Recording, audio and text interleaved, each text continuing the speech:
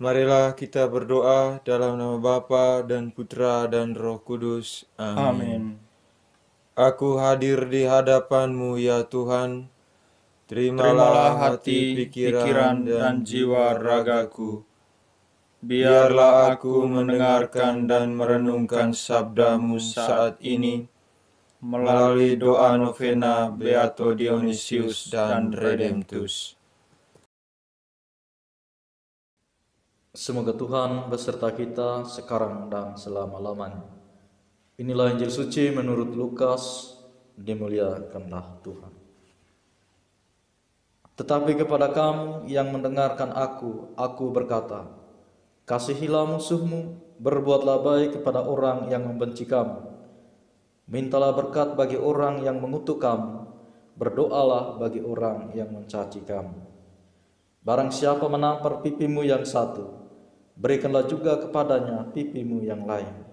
Dan barang siapa yang mengambil jubahmu, biarkan juga ia mengambil bajumu. Berilah kepada setiap orang yang meminta kepadamu, dan janganlah meminta kembali kepada orang yang mengambil kepunyaanmu. Dan sebagaimana kamu kehendaki supaya orang perbuat kepadamu, perbuatlah juga demikian kepada mereka. Dan jikalau kamu mengasihi orang yang mengasihi kamu, apakah jasamu? Karena orang-orang berdosa pun mengasihi juga orang-orang yang mengasihi mereka. Sebab jikalau kamu berbuat baik kepada orang yang berbuat kepadamu, apakah jasamu?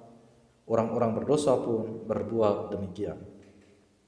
Dan jikalau kamu meminjamkan sesuatu kepada orang karena kamu berharap akan menerima sesuatu daripadanya, apakah jasamu?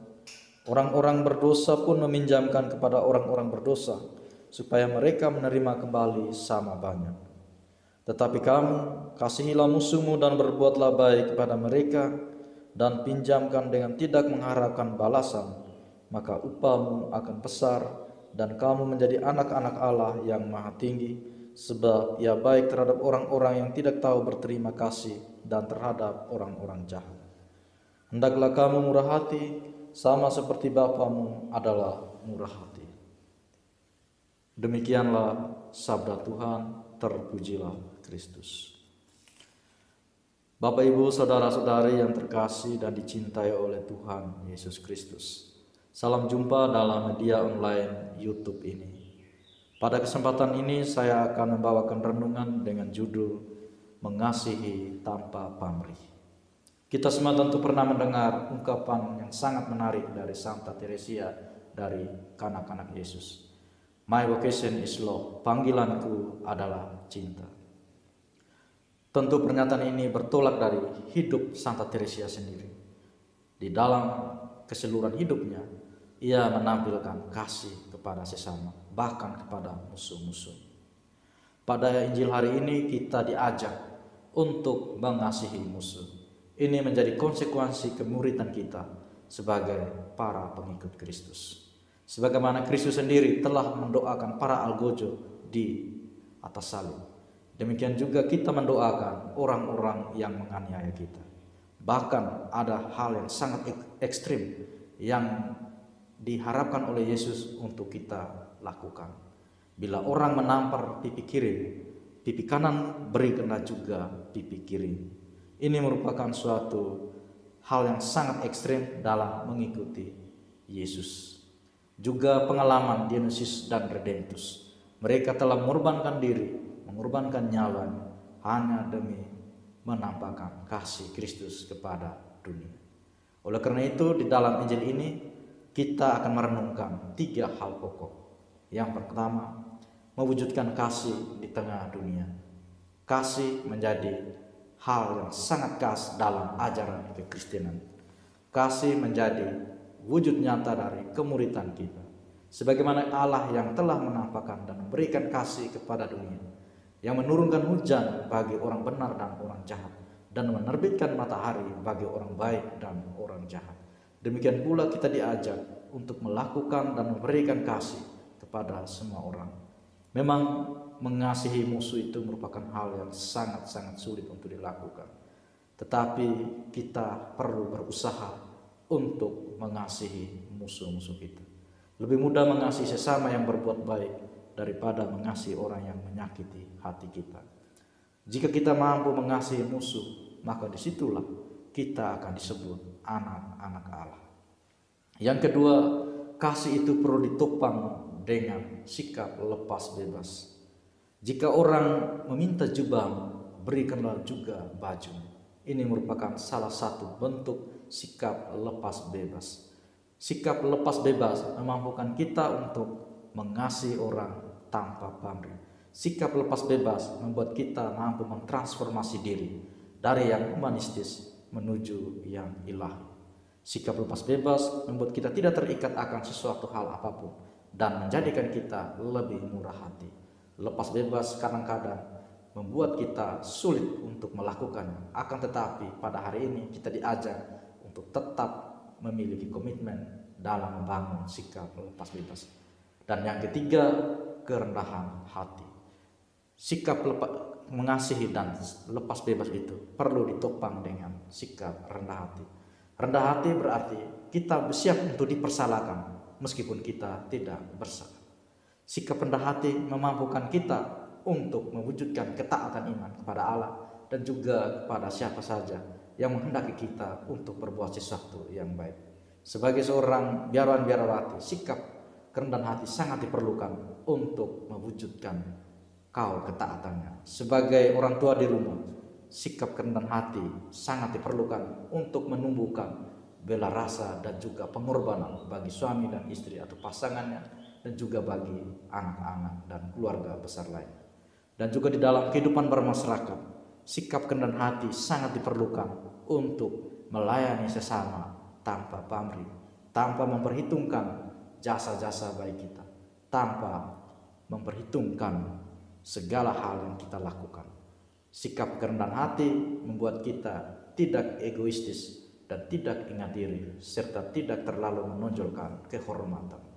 Oleh karena itu, saudara-saudaraku sekalian, firman Tuhan pada hari ini mengajak kita untuk melakukan 3 hal ini. Mengasihi sesama, bahkan mengasihi musuh. Yang kedua, menumbuhkan sikap lepas bebas dalam diri. Dan yang ketiga, menonjolkan atau menampilkan sikap kerendahan hati. Di mana ketiga hal ini membantu kita untuk mewujudkan kemuridan Kristus di tengah tata dunia ini. Semoga Tuhan memberkati kita.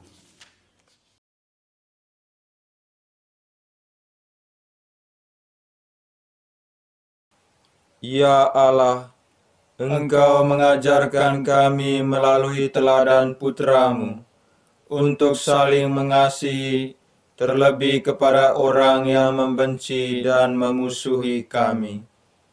Berikanlah kami rahmat-Mu, agar kami dikuatkan untuk berbuat baik kepada orang-orang yang membenci, menghina, dan mengutuk kami. Ajarilah kami melihat dan mengalami bahwa wujud kami adalah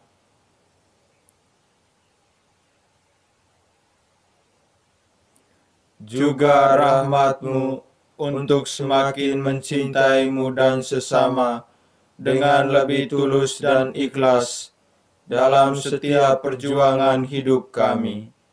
Demi Kristus Tuhan dan pengantara kami. Amin. Bapa kami yang ada di surga, dimuliakanlah nama-Mu. Datanglah kerajaan-Mu. Jadilah kehendak-Mu di atas bumi seperti di dalam surga. Berilah kami rezeki pada hari ini, dan ampunilah kesalahan kami, seperti kami pun mengampuni yang bersalah kepada kami. Dan janganlah masukkan kami ke dalam pencobaan, tetapi bebaskanlah kami dari yang jahat. Amin. Salam Maria, penuh rahmat, Tuhan serta-Mu. Terpujilah Engkau di antara wanita, dan terpujilah buah tubuh-Mu, Yesus. Santa Maria, Bunda Allah, doakanlah kami yang berdosa ini, sekarang dan waktu kami mati. Amin. Salam Maria, penuh rahmat, Tuhan serta-Mu. Terpujilah Engkau di antara wanita, dan terpujilah buah tubuh-Mu, Yesus. Santa Maria Bunda Allah, doakanlah kami yang berdosa ini, sekarang dan waktu kami mati. Amin. Salam Maria, penuh rahmat, Tuhan sertamu. Terpujilah engkau di antara wanita, dan terpujilah buah tubuhmu Yesus. Santa Maria Bunda Allah, doakanlah kami yang berdosa ini, sekarang dan waktu kami mati. Amin.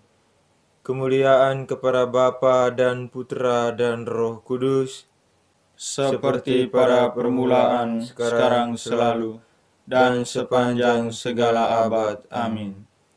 Beato Dionysius dan Redemptus, doakanlah kami agar mampu menjadi saksi penderitaan Kristus di tengah dunia. Amin. Dalam nama Bapa dan Putra dan Roh Kudus. Amin.